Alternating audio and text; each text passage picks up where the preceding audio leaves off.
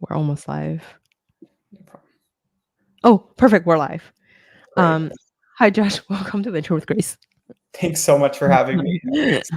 I'm sorry. It's just like we're having a mini heart attack because of like the camera or something is not connecting like at all time. Like I feel like every day there's like a new drama with the platform. But like anyway, so start strong. So let's start with like I feel like you're running an amazing community of like VC platforms. Why don't we start with like can you give us a little bit of background of like how VC platform community established? And obviously you're doing amazing things here. Um, yeah, please take the floor. I would love for the audience to get to know you a little bit more. Thanks, Grace, and thanks for having me and setting this up. This is exciting. VC Platform is a membership association. First and foremost, we're a nonprofit organization.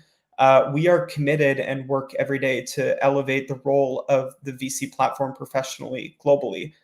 So right now, our membership is well over 2,000 people at 1,000 firms in 43 countries, and our members nearly manage $3 trillion in collective assets under management. And so the community was not always this big. It has very humble origin stories. There were folks in mostly in the Eastern USA and the New York, Boston region that started early days, and they got together and in the early 2010s and said, well, we all have this job where we're in charge of portfolio support and platform support, and we don't really have a clear pathway to success in our jobs, and we don't know exactly what we should be doing or how should we be spending our time, which products, which vendors, which services to use. And so it started very organically, as I think many great communities do. And folks got together and said, let's just start building relationships. And it started as a Google group. And then over time, all due to natural circumstances where the members and the folks in the community were wanting it to get bigger and bigger, it started kind of formalizing. And so here we are now as a real organization. We're a registered nonprofit. I was hired almost 2 years ago as their first full-time employee of the community. We have a board of directors. We have countless kind of volunteers and committees. And we run events all throughout the world, including a global summit, a European summit, various kind of member engagement activities. And we have a 24/7 community that runs on a portal. And so, yeah, that's a little bit about us. Amazing. I feel like since we chatted last time, I feel like there's a lot of like people may not be familiar with like what goes into the VC platform. So there's like the marketing, communication component, and then there's like the hiring, recruiting component. For the people who are like coming from a tech background, can you kind of translate into like, what is the equivalent of like the typical tech job component to like the comparison of like the VC component, Yeah, like VC definitely. platform Yeah, component. it's a great question, and one that I talk about in almost every call that I do. And so there are, if you think about kind of the operator role in VC, there is the traditional platform role. There's also there's the marketing and communications role. Those people oversee like content creation, events, PR, any creative efforts at the firm. There's the product and data team. There's the talent team that does like the recruiting and the people side of the work. There's the investor relations team, like managing the LPs, the fundraising process. There are the community folks. They set up whether it's advisory networks or connecting other portfolio founders to each other. There's the operations role. I mean, increasingly there are so many different tools and softwares that you can use. And so this person, really manages like the firm's ops and make sure that everything is aligned there. And then there's also the ESG and impact role as well. And so as firms that prioritize that and report that out, there are folks collecting that data and reporting that out. So there's it's a very diverse role, probably more diverse than most people think on the surface level. And I think the major difference between the investor and the platform professional is the investor is focused on writing checks and sourcing deals. And the platform professionals are typically, but not always, like post investment, their job is to grow and scale and support these companies. And so I really view our organization as those who are kind of like the the big fuelers of the portfolio founders that they're there to support. And so more and more VCs see themselves as, we don't just only write checks, we also support post investment with all the various different professional services that I just outlined. So yeah, it's an exciting time for the platform world. For sure. I'm gonna ask you a hard question. Okay. So there's like a lot of our listeners are like emerging managers. So they may be the platform person themselves. So like maybe they are Yeah. coming from like I don't know, an operating background, or on the other hand, there may be like a great investor who are starting their first fund, having like I don't know, like big fund spin-off kind of situation. What would be the first skill, or like the major skill that that investor should be looking for when hiring, when it comes to like hiring a platform person? um should they hire like a portfolio manager? Should they hire like a IR, or should they hire a marketing person? I guess like which component do you think is like values the most, um or like for like a one person shop? Yeah, I mean, the real question is does that emerging manager actually need a platform professional? And perhaps the Mhm, answer is no to that, right? So that's kind of the first like critical mhm, question to ask.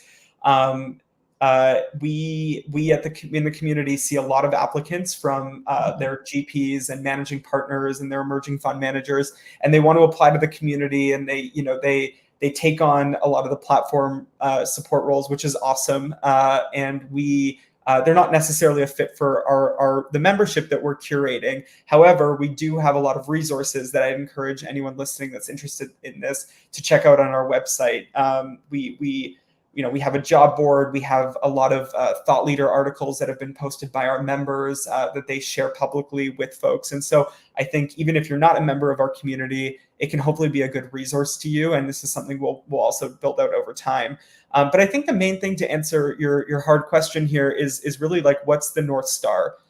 So in a world where there are many venture funds and we're in a really competitive climate, what mhm, is going to be your fund's differentiator? And I would angle any potential platform hire around that. And so, do you want to be known as the person who can help hire the C-suite for your early stage companies as they transition to growth stage companies?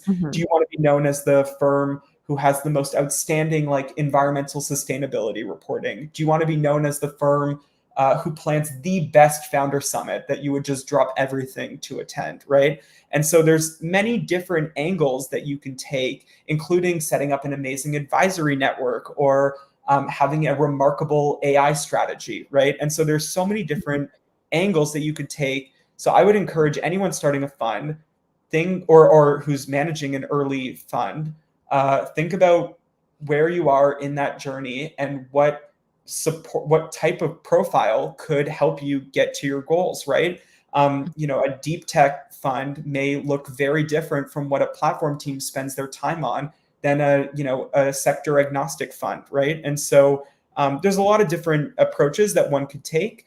But I think the main thing I would stress is that if you do hire a platform person, really make sure that that person and you as the GP or their boss mhm, are like really mission aligned on like what success looks like. Because I think sometimes if you talk to members of the community who are maybe earlier in their career, they're like a mhm, solo platform operator on a team of, let's say like 5 investors, they often kind of feel like they're in like a dizzy spell, right? Like you're responsible for the social media and getting your fund in as many like prominent tech publications as possible, or you're doing the LP reporting, and you're planning the summit, and the list can go on and on. There's countless number of examples. And so I would just throughout like an interview process, or when you're creating a job spec, or if you have a platform person and you're trying to refine the role, figure out like what are a couple like 2 to 4 things that this person could knock out of the park, because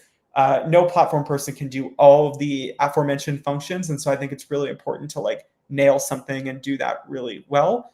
Um, and I would also, I guess the last thing I would say is, do you really need a full-time person like in a platform role? Or can you automate a lot of systems and so that things are kind of happening in the back end for you? Or are there fractional services that would be super beneficial for you? There are no shortages of really talented fractional event planners, or fractional social media managers, or fractional recruitment services. And so, yeah, there are just lots of different kind of things that you could also do as a emerging fund manager, or like a solo GP, to help your portfolio companies without a full-time platform person as well.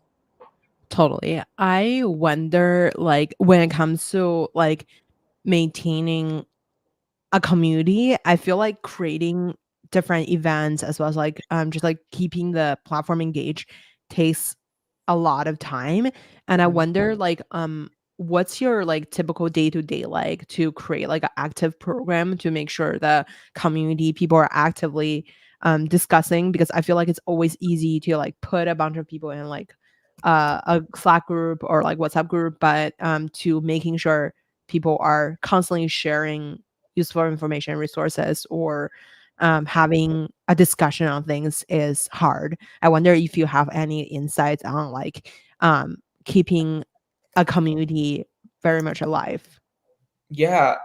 Okay. and So growing. those are great questions. I'll Mhm. answer the first part about how I spend my day. Like a platform person, I wear many hats and try to do the best job I can to kind of keep the balls up in the air as best I can.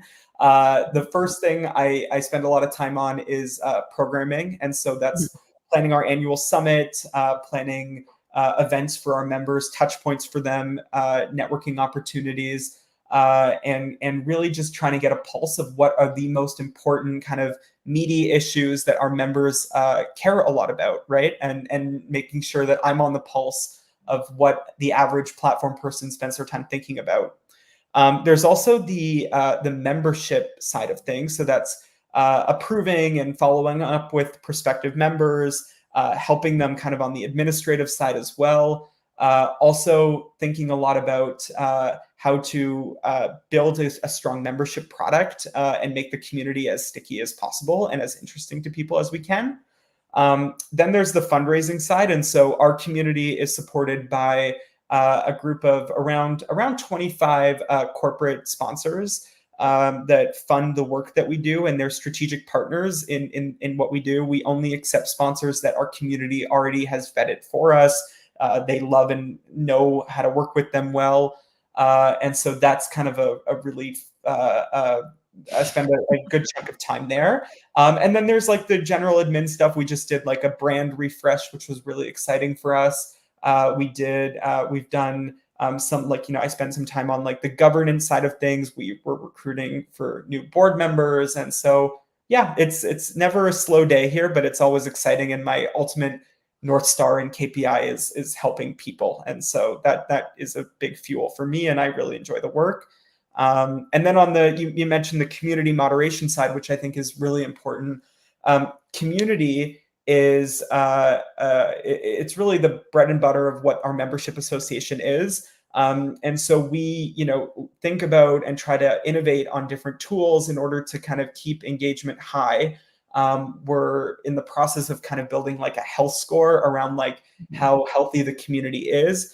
And I think that something that I spend a good chunk of time every day. It can feel a bit like tiresome at times, but every time someone asks a question in this community, I'm like, okay, is there someone I know that can answer this question? Is there someone I know who's an expert in this area?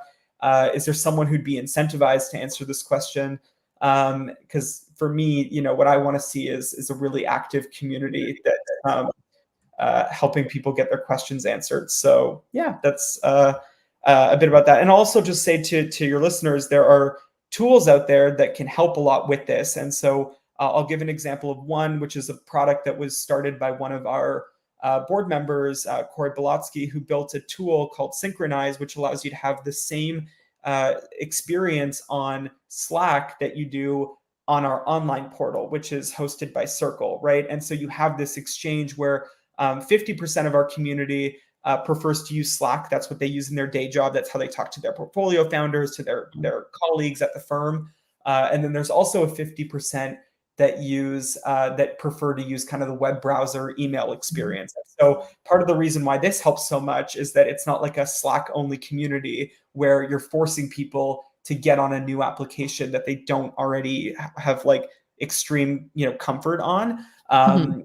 And so that's been a huge helpful tool that I think has really engaged us. And we've looked at data, and it really is about close to a 50-50 split at any given time as to which platform people use. So we love that our members can kind of join in the environment that they feel most comfortable communicating in. And then I guess the last thing I'll say on that quickly is that like it's really natural, and we're also really supportive of kind of sub communities forming within your larger community. And so even I kind of always find this funny. When I started this role, I was added to a bunch of WhatsApp groups, and it was PC platform members in like in Mexico and in Brazil and in Mhm. Spain and in Germany. And so all of a sudden I'm getting WhatsApp messages in languages that I certainly do not speak. And so it's really like a great natural thing that, we have this community of 2,000 people. And then there's such interest in kind of connecting deeper. And we're not always able to deliver on that because we have such a big member base. And so we love seeing kind of like people divulge into their own kind of smaller niche communities as well. So I hope that's helpful.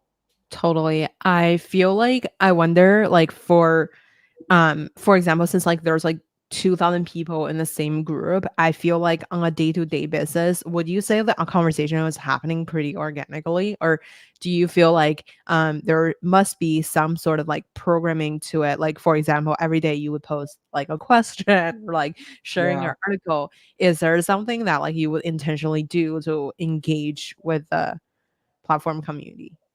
Yeah. I'm also thinking of other communities I've run in the past too. Um, I mean, every community is going to be different, and I would just kind of caution. I think a lot of people want to start communities, and I think Mhm. that's something we talked about in our Private first chat. call as well. Yeah. Yeah, and I think that I'd always caution everyone to kind of say like, do we actually need this community? Because what I think you'll find is that if you force a community because you by yourself have this Mhm. hypothesis that like the world needs this community, well, I'd ask, well, is there a replica? Like, does this community already exist? And if so, why are you kind of creating this? Are they not fulfilling a need, or is there something else there? Um, and then secondly, maybe these people don't actually have the time or are going to not prioritize connecting with each other, right? And um, it's not fun to run a community where it's like silent. And you feel like you need a stick to like poke people to do it. And so my I guess word of caution, having run a couple communities before, is to really kind of first say like test this out, whether it's a survey or just getting like 10 strangers together who are in the same field and say like, do we need each other? Like, would we benefit from that? Because I could think of a lot of communities like that I'd hypothetically be eligible for that I don't have the bandwidth or time, or it's not a priority for me. And so if I was added to it, I would mute the notifications and let it kind of exist and sit there. And so I think you need to like really make sure before you invest your time and money and resources into something that you're like deeply in, like you have an audience that's like super engaged and interested in what you're building. The second thing I'll say on that is I'd focus on um, making sure that there's some sort of incentive, at least in the early days, to get people's questions asked, and also build a culture and stick to it, right? And so if you like for us, we get people applied to the community every single day, many people. We actually only accept about 50% of the vetted applications that we get into the community, not because we don't think these people are brilliant and smart and could be valuable to people, but because if you're not crystal clear on who this community is for, like something for everyone is something really for nothing, for no one, right? And so I always kind of say you need to set really clear, like, whether they're bylaws or like criteria. And anyone who has influence in accepting new members or rejecting members or following up with members needs to be crystal clear as to what those qualities are. Because if you start out with a community that's meant for CTOs, and then you start let a few people in who are technical, but they're not CTOs, and then all of a sudden they let in their friends, and there's no one vetting it, and then it becomes like open season, right? And Mm. that's, I think, when communities really falter. But if you're super clear on like what the mission is for this community, um, I think then, and you stick to your guns on that, I think you're really opening yourself up to something super powerful. For sure. I wonder, I think, like, we also touch upon this in our, like, private chat a little bit, like, Yeah. I think one thing is, like, how do you kind of set the benchmark to filter out people? Like, obviously you can share like however much you want to share, like no pressure on that. But I wonder, like, so it's harder. Like, so sometimes, like, when I'm in a group, like I would see there's like, I don't know, CEO of a famous company in there. Yeah, like they never show up.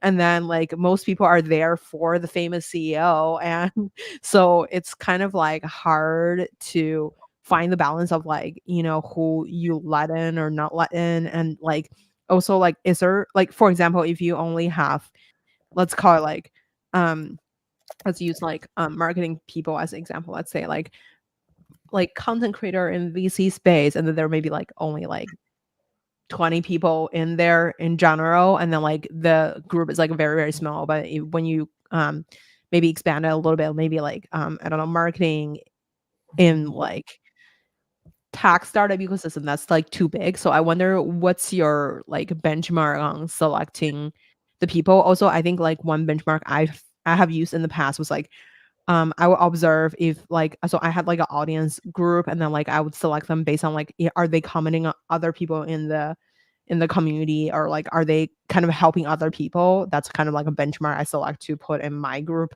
I wonder if you have like any selection criteria or like things that you would use to like filter out people. Yeah, great insights and questions there. So I think the first thing that struck me when you started asking that question was, one kind of policy that I have is, of course, if I see an amazing head of talent at a top tier venture fund, I of course want them to be a member of VC platform. Mhm. But what I don't want to do is force people into a community that aren't interested in it. And I think that I would rather have, I'm confident that, and I would rather have 300 highly committed members than 4,000 people who just joined for the sake of it or because I forced them to do it. Right. And so that's kind of like one, I guess, kind of piece of advice that I would give, Mhm. is like, if you build it and you build it well, they will come, right? Like the masses. Mhm. And so, like, I would say focus on kind of really understanding the core profile and what the needs are of the exact kind of profile that you want to attract to your community.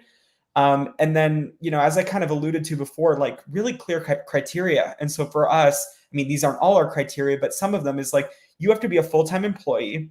That gets rid of, like the part-time and freelancer, type profiles in some cases.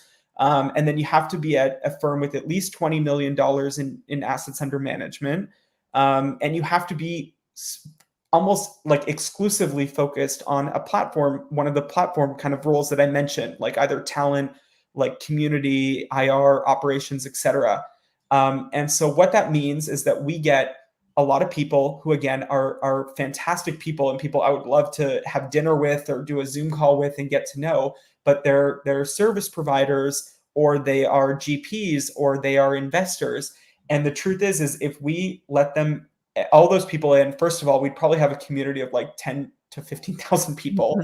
Um, and it just wouldn't be as curated and focused. And so part of what makes our community work well is that it's really niche. And oftentimes in my own personal life, when I'm at a dinner party, or I'm talking to friends and I say like what my actual job is. I mean, it's funny. There's this joke. Everyone in my life has a very simple career, like a very like defined career, right? Like I like lawyer, HR, journalist. Mine is like the weird nonprofit of venture capital operators, and it doesn't make a lot of sense unless you're really immersed in this industry. But I think that's the reason it's special, is because it's unique, it's niche, and we're laser focused on what our members need. And so I try to get, take survey and take stock of all the things we do. We do get a lot of, we evaluate our NPS score, the health of the community. We do a lot of feedback surveys.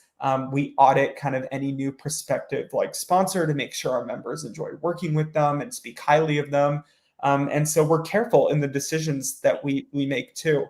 And then I think lastly, it's just like culture, culture, culture. Like if you're building a community, like what does your onboarding look like? Like we have rules in our community.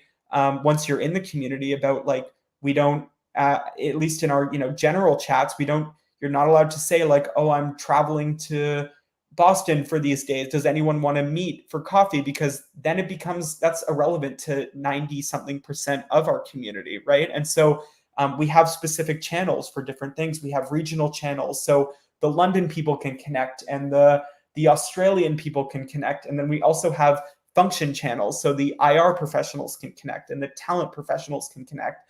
And I think the more we have of those, the more sub communities. It just allows us to stay really focused and build a culture where people are giving first. They're forward leaning kind of in their approaches to, and they're very generous with their time, because venture, despite what some may have you believe, is not a zero sum game. And these are all platform professionals. Many of them are co-invested with each other. And the success of the founders is all of our success. And so we are focused on lifting each other up and building as many bridges and connectivity points to each other as possible. For sure. I wonder if, since like I feel like some of our listeners maybe like younger, or like they're like in an operational position, but like maybe one day they want to break into investing. Do you see a lot of people coming from a platform background and then eventually became an investor instead? Yeah, there are some. We see a lot of hybrid roles. We see a lot of like 50% platform, 50% investor Mhm. roles. We see a lot. We see some people kind of merge over to the investing side. Sometimes it's just by nature of what the firm needs, and I think especially for folks who are younger in their platform careers, it is I think the best of our members will tell you to kind of keep one ear open at least and always just be learning about the investment side. I would say a lot of our members are ex event planners or ex journalists or ex recruiters, and they come into these platform roles, and the venture industry is one where there's a learning curve, and so people need to get up to speed on the terminology, the culture, the kind of who's who in the zoo, and figure out kind of what's kind of worth everyone's time and attention.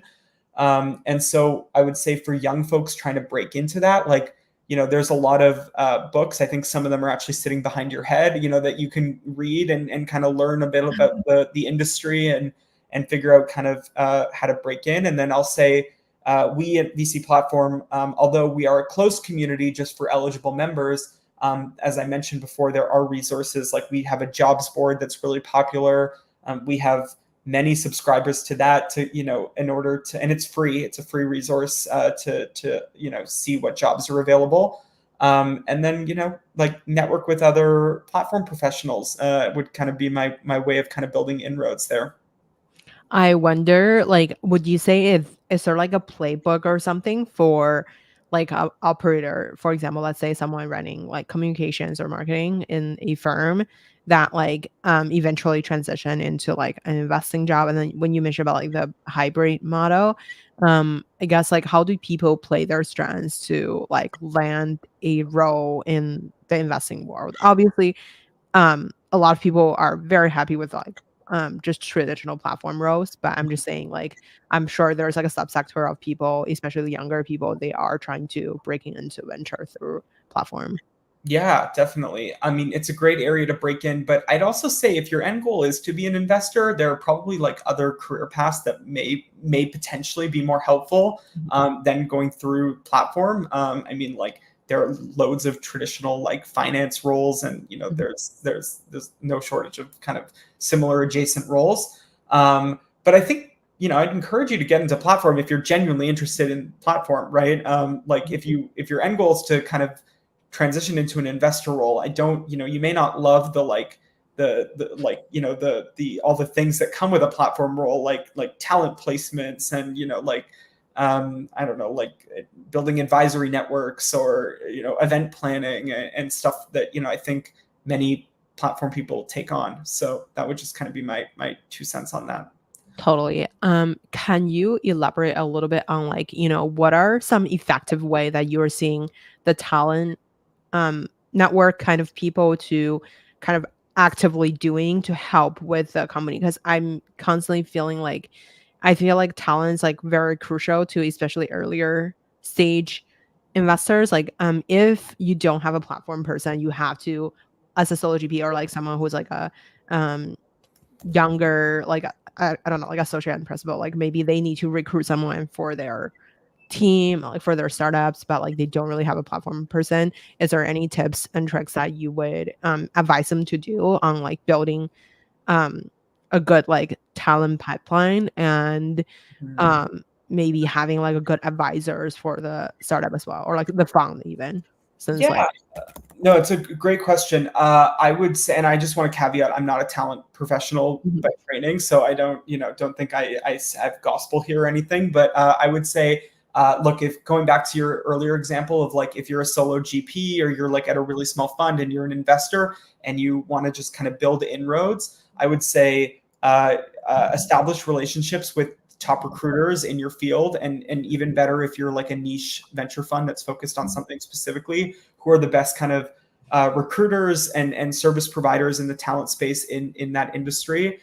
There are also tools that you can use to like automate a lot of your life. mhm, Give an example of one of our sponsors in the community, an amazing company called Getro, and they allow venture funds to build a job board for their portfolio, and it'll basically look on all their companies' websites, mhm, kind of scrape the data of like, okay, they're hiring an engineering manager, a head of partnerships, junior sales rep, and it'll amalgamate all those roles into one space. And that's one way of having a full talent pipeline without you having a full-time talent professional. And so I would say, build partnerships and kind of learn. I would, if that were me, I would want to talk to at least a few folks. I'd want to talk to some folks who are in those talent roles and say like, what tools and systems can I use, and just like pick their brain and kind of learn from them as to what they're doing. And you may feel like this is so much value add to what we're doing that we should mhm. actually invest in hiring a full-time person to this role in the future. For sure. Hi, Hannes. I don't know if I pronounced your name right. She said hi to you, and I wanted to like so just giving the audience a little bit shout out. And so I wonder like when it comes to like marketing and communications, obviously content is like a really important piece here. And like I wonder if you have seen something that like in your network people are constantly talking about in the content direction. Like, are people looking to start a newsletter or a podcast every day, or like is there any like a general trend, or like people are shifting towards TikTok these days? Is there like a general trend that you find really interesting that people may not know? Wow, that's a good question. I think we're definitely seeing. I mean, I'll just say from a personal standpoint, there are some Mhm. firms that do really cool stuff. I mean, one of the first ones that comes to mind is like Redpoint, like on TikTok and Yeah, stuff. Like they're they have, everywhere. yeah, Yeah. like there's really cool stuff happening, and so I would say, yeah, content is king, and definitely think that that's a worthwhile endeavor for many venture funds. It's something I'm seeing more of. I don't have like specific data on that or anything, but I also think that a lot of our members have started side projects, and many of them are building their own kind of communities as well. And Mhm. they're really focused on bringing together people that they would benefit from further connectivity with.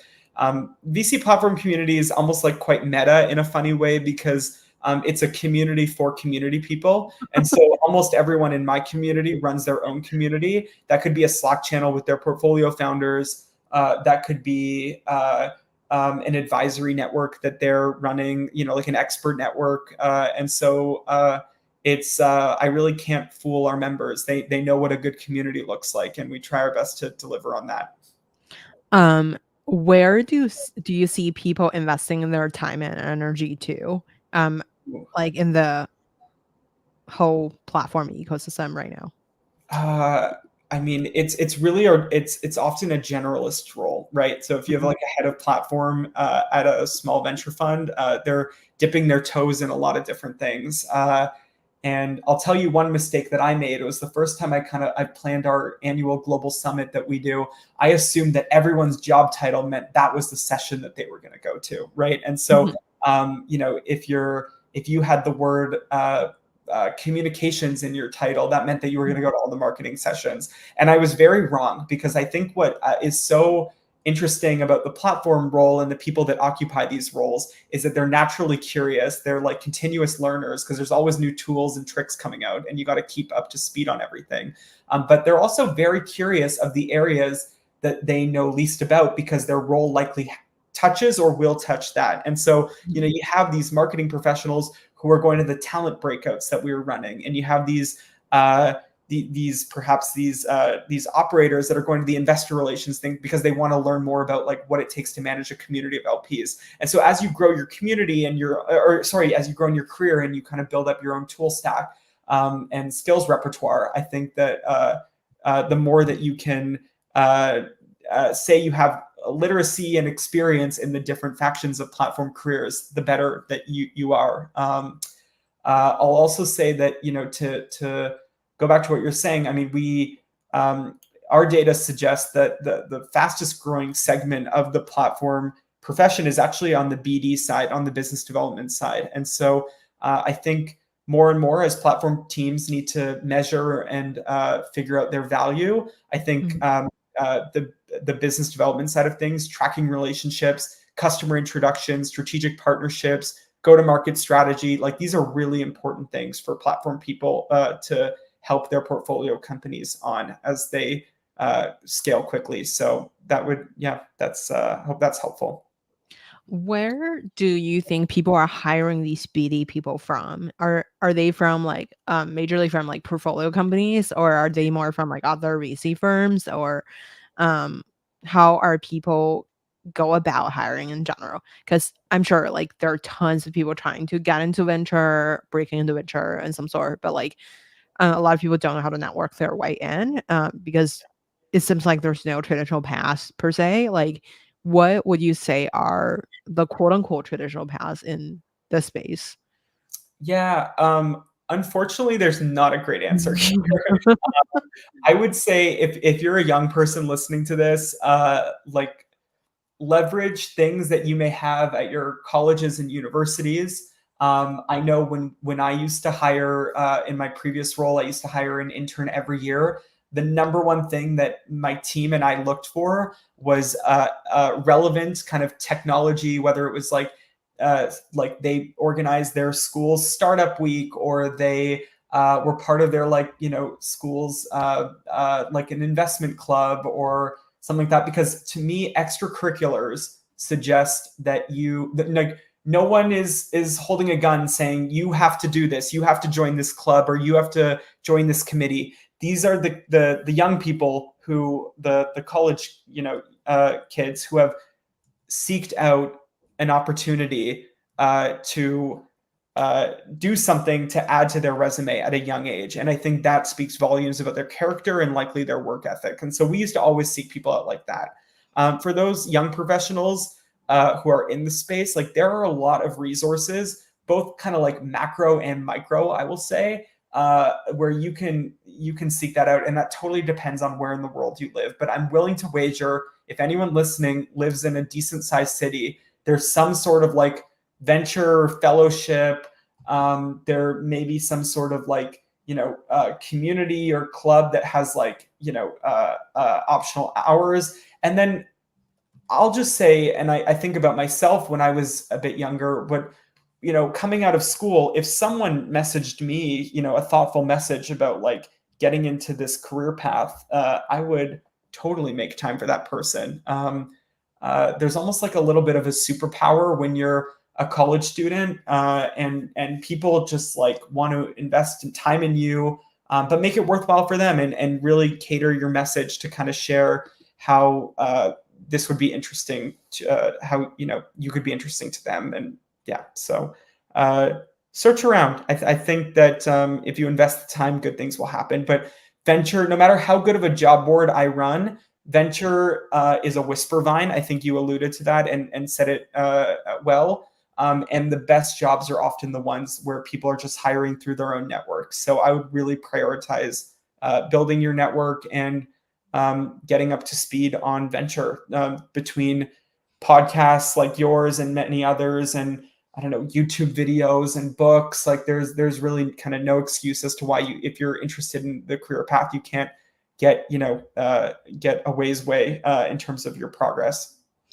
100%. And I wonder, like, I wanna coming back to the community part a little bit more, Mhm. since, like, I feel like you've done such a great job on, like, fundraising and, like, building up the membership program. Like, do you have any advice on, like, for example, if someone who's, like, trying to creating a paid membership of some sort and, or, like, trying to land, like, advertiser for their community, like, maybe they're in, like, I don't know, deep tech community or, like, women venture or something, like, I wonder for different subsectors, like, since, like, from our chat, like, maybe you have, like, as you just mentioned, like, there's members who are vetting these collaboration, Yeah. um, partners, and I wonder, like, how do you leverage the power of community to make the intro or, like, when you guys first started the membership, like, how do you, go about, like, the monetization model to, like, keep the community keep going? Because I feel like it just definitely contains a lot of work to raise X amount of money and like maintaining the community membership and everything. Yeah, great question.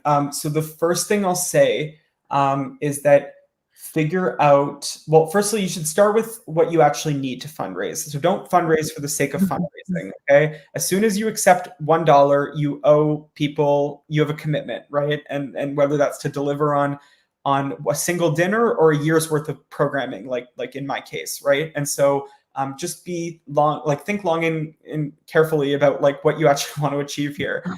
And then the second thing I'll say is set a clear fundraising goal. And what I mean by that is figure out what your costs are going to be for the year.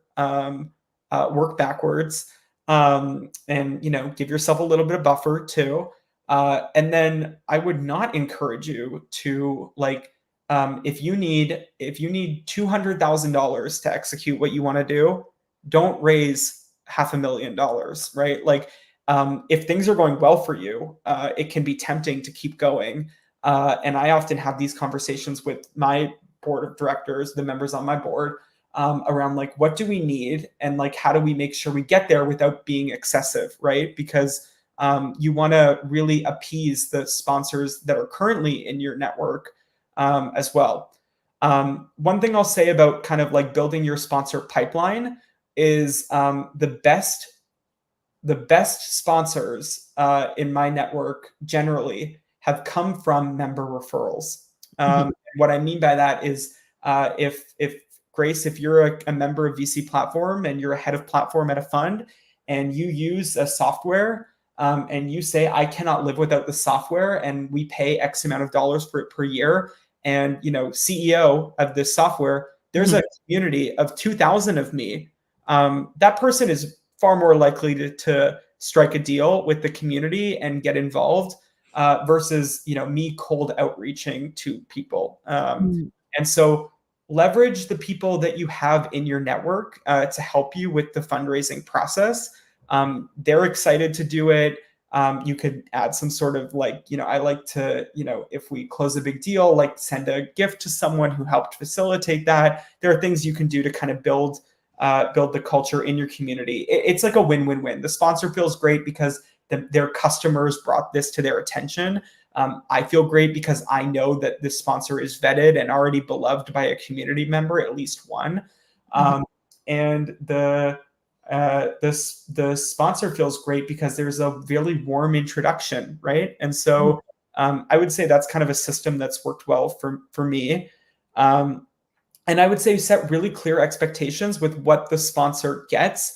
And so for us, we have a three-tiered sponsorship model, and we're really clear on what each sponsor gets. Because if it's not clear to them, you're misaligned on expectations, and you're misaligned on what they're expecting out of the year. And so that can be and think about what would be valuable to them. So a certain number of tickets to your event, a certain number of shout outs on social media, maybe their logo in X number of places.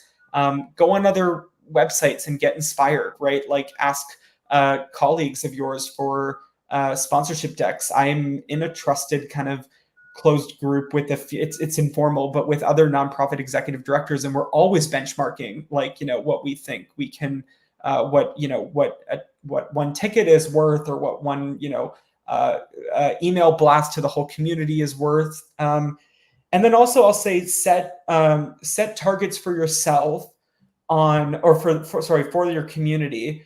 So I like to say I've hosted in this role 2 large global summits, and sponsors are not allowed to be more than 15% of our audience, and that's just a number that works well for me, right? And so if you have an event for founders, and you have more bankers there than founders, well, you're not really doing the kind of mission of what you set out to do justice, right? And so I would always just kind of say, figure out and constantly survey and poll your community to figure out, like, do we have the right sponsors? Are there too many sponsors, not enough sponsors? And just make sure you're not going to please everyone, but I think if you see patterns, those are something to pay attention to.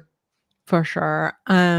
I wonder, would you lean into like, is this like, so for like to promoting all the events and the community memberships, like would you guys do any, is this like a fully organic, like word of mouth, or is this like would you guys advertise on somewhere or like to promote the community itself? We don't do outbound, really. We don't really have like a marketing budget or anything like that. I mean, we have a website that's like a marketing designed website. All the community stuff is private. You need to log in to read and access and contribute to any of that. It's not something we've like closed off, but honestly, like we've found that platform people, when they join, at least one other person will tell them, oh, there's this community that you should be a part of, and they'll typically apply. Maybe in the future, we'll do more of a targeted outreach. One thing I will say is that we've really noticed a trend that is exciting to us. We think much of the next generation of platform professionals will be the heads of product, the heads of data, and the heads of AI at funds. Mhm. Those are huge topics that are coming up. And so we're seeing, people join really prominent funds as like the head of AI, or the head of product, or the head of data. And so we're actually making a more concerted effort to have those profiles join our community. And so, typically, if you were talking to someone in this community 5 years ago, that may have not really been a role that was on many people's radar. But the times change, and we want to keep up with that. And we think that those are really critical roles to becoming a better platform person. So that's kind of one area that we've, as a very recent kind of are making a more concerted effort to expand into and reach those people. 100%. And like, thank you for sharing that. I definitely see that happening on like basically every company, like every whenever I think about venture firms, or I think they're companies, but like I think every venture firm right now have a has of AI or like has of data. Like, Mhm. can you share a little bit more about like, where do these people typically come from? Is it like portfolio company, or is this like they have been like just like an engineering person at like a VC firms before? I also see like tons of people are like in different venture funds or like finance institutions are in the engineering background, or have they all have like engineering background and then building internal platforms. So for example, let's say like if you want to like basically like the signal fire approach, like they were doing a lot of like internal tooling. What's your thought process on like getting these people involved, and like where do you even search for them? Yeah. I unfortunately cannot tell you the general background of these people. It is as diverse as the venture world. You have like ex founders, ex operators, like ex. Yeah, I unfortunately can't speak to that. All I can say is that from where I sit, and the applications that we have the privilege of looking at every day, it is extremely diverse, and people come from really unique, interesting backgrounds. And so I think that's exciting, and I think we should do more of that. And so but I can't unfortunately point to any like deep trends that I've noticed. Mhm, And sorry, can you just remind me the second? You were asking about the like recruiting them into the community. mhm, So we already have some, and we've basically been liaising with those individuals, like the heads of data, of product, the heads of AI in our community, in order to say, like, well, we first kind of do like a focus group style thing with them where we say, well, what do you actually want from this community? Because you're not a head of marketing, you're not a head of talent. These are the more traditional roles that I and my board have a lot of comfort in, because we know what their needs are, what their focuses are, what their pain points are, and we're able to deliver on that. But I don't, I'll be the first to admit, you know what you don't know what you don't know. And so I want to make sure I kind of garner a better understanding of what these people are fixated and focused on. And then we're in the process of building like a little committee of those folks, who really do want to help us expand out and do more sessions around like what's your firm's AI strategy? How are you leveraging data at your firm? How are you thinking about like supporting founders on like an in-house product team, or whatever, it could be a million different things. And then, our plan of action is to spend the next couple months reaching out to those people, encouraging them to apply, and then building an actual program schedule that meets their needs and gets them excited about joining. And so we don't want to be too preemptive. I mean, we've been talking about this for a few months, but we don't want to, get all these people to join and then have them as sitting ducks as like, well, what's the goal of bringing these people on? So, perhaps we want to do some like roundtables, or just do like a sharing session, or like maybe there's like a luminary thought leader in this space who they'd all want to hear from, and we can be the conveners of those people. So the exact plan is still in motion, and it's a very active discussion in our executive team. But that's something that we're really committed to and excited about, because we do think there's a lot of power, like you said, in this emerging role. totally. Okay, so I wanna be mindful of the time. We can jump into the last 1-minute fire run. Okay. Um, so first question, what's your favorite book? Oh, great question. I would say, it's not like my favorite of all time, but I just read Scott Galloway's new book. I just finished actually last week, The Algebra of Wealth. And I thought it was just like, I enjoyed it. I thought that was a good read, especially for younger people. I think that would be like I wish I read that when I was in my like early 20s. Oh my god, I'm totally gonna give it a read. Who is on your personal board of advisors? My personal board, I would say, okay, so I'm one of those people who, like, when I'm presented with like something I'm struggle with, like Mhm. I'll get like really hyped up, and I'll like kind of be emotionally driven for a moment. And when I call my dad, he's the most like cool, calm, collected individual, and he'll just totally talk me off the ledge. So I always find he's helpful to talk to about stuff. I love that. Oh, by the way, I forgot to ask a little bit about like the advisors for your own organization. Like, Yeah. um, sorry, I do, if you have a hard stop, we can jump back to the one No, minute it's part. okay. I can go a few minutes over. Mm, We're, as I mentioned, we're a nonprofit. We're governed by a mhm, board of directors, and our board of directors are all members of our community. We have a board president, who's currently Keji Mustafa. She's the CMO at Partech.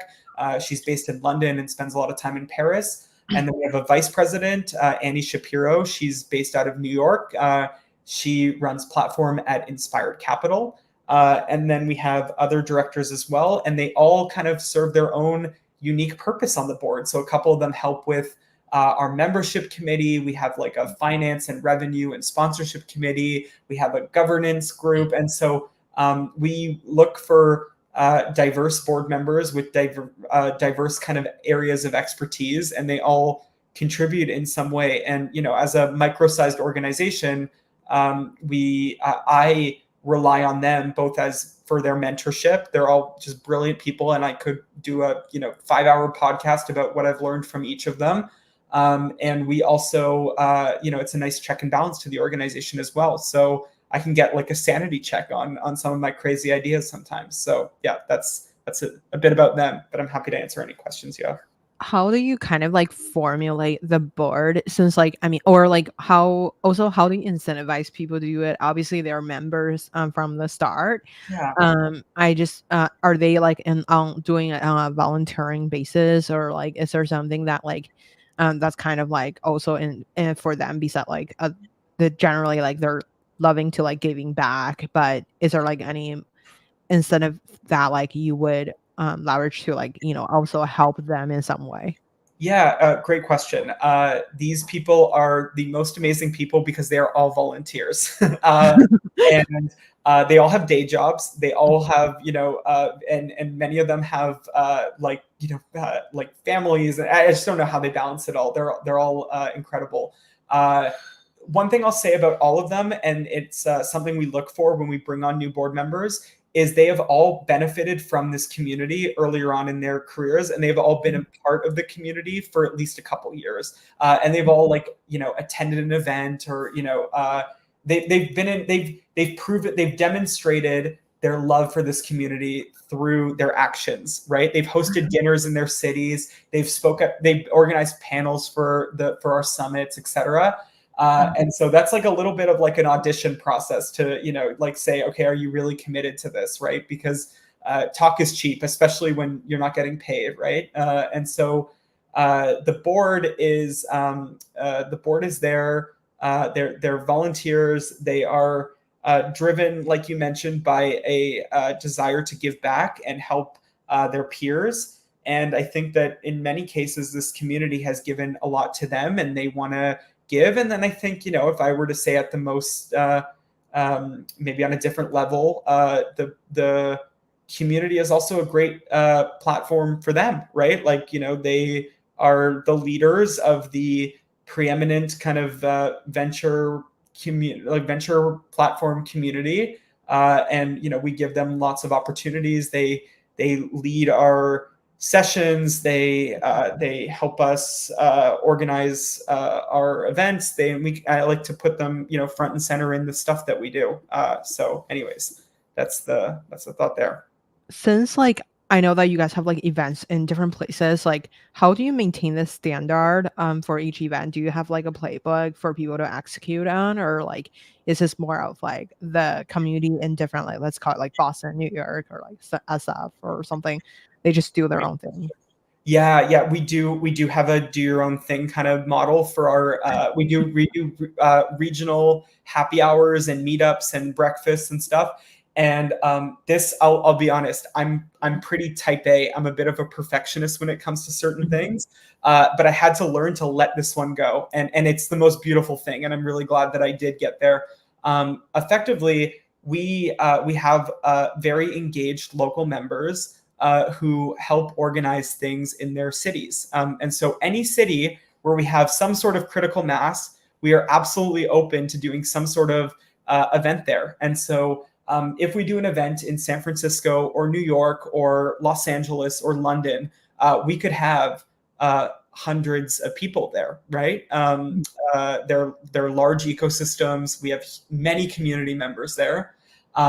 But what's been really fun is that we've been doing more and more events in lesser, I would say like lesser populated markets, and they've been really successful. And so we've had like 7 people get drinks in Stockholm in Sweden, or we've had I think there were a few people in I'm trying to think of like another example, but just European cities are coming to mind. In San Diego, we have some folks getting together, and it's going to be like a smaller group. And so that's just and at first I was like, oh, are there enough people? But if you sit down together with like 8 people that live in your city that have the same career as you, more or less, that is such a powerful thing. And I promise you that those groups, the small groups, will know way more about each other by the end than if you go to like a 150-person networking event where you're kind of just adding each other on LinkedIn and quickly kind of exchanging quick thoughts. And so there's something really special about the smaller markets, and we've also done a lot of emerging markets. So we had our first, in the last few months, we've had our first VC platform meetup in India, which is really cool. And we had our first ever one in Africa as well, which was in Lagos. And so there's really exciting things happening here. I think platform and the VC ecosystem is growing a lot in emerging markets, and we really want to make sure we're on the pulse of that and keeping up with everything. Amazing. Okay, I wanna go back to our 30 seconds fire round. Yeah, I yeah, have I'm on it. asked I'll be for quick. Yeah. what's your who would you on your dinner party? um, that's such a good question. Oh, there's too many people. I'm really inspired by Priya Parker as a community thinker, and she has a really good book that folks should read. And so I would love to just go to a dinner organized by Priya. That would be the coolest thing for me. Where can we find you outside of work? Sorry, which work? I just missed that. Where can we find you outside of work? Oh, outside of work. Love to travel. Love to get outside as much as possible. And I live in Toronto, in Canada, and so in the summer you can find me in our parks. You can find me walking my dog. You can find me, I don't know, somewhere lounging somewhere. Yeah, I love good food. I love good restaurants, and I love live music. So you could find me at a concert or something. Amazing. Yeah. The last question would be like, where will be the next like VC platform conference? Ooh, okay, that's a million And dollar. how can people sign up? The for Oh yeah, the it's so our events are for members only. Or at least our big summits are for members only, and we sell out every year. So we unfortunately have to be quite strict about that.